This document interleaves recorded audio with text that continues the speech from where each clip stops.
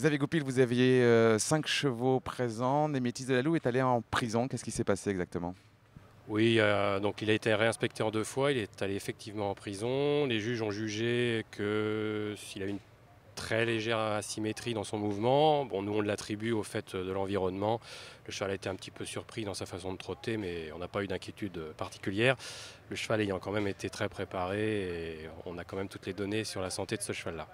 Pour vous, c'est plus un étonnement, un comportement mental qui a des conséquences physiques qu'un cheval qui n'est pas en carré.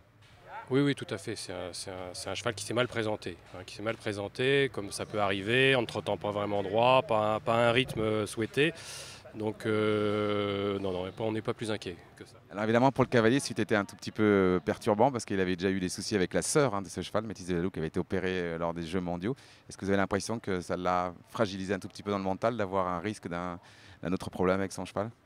Oui, je crois que ça lui a rappelé quelques angoisses locales. Effectivement, comme vous dites, il a été forfait avec Métis de la Loue. Là, ça a été très vite, il est resté très concentré. Bon, après, on réalise un petit peu après que les jeux peuvent s'arrêter à ce moment-là.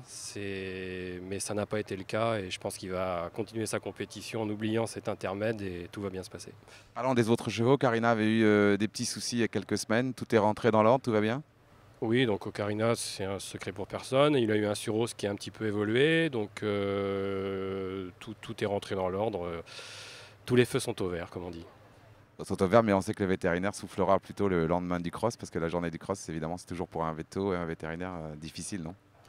Oui, c'est là où les chevaux sont physiquement le plus sollicités et le veto d'équipe, eh ben, il est là pour gérer la préparation, mais aussi la récupération de ces chevaux-là. Et on va devoir repasser une deuxième fois devant le jury pour une seconde inspection et vérifier que tout est bien en ordre. Merci Xavier Goupil.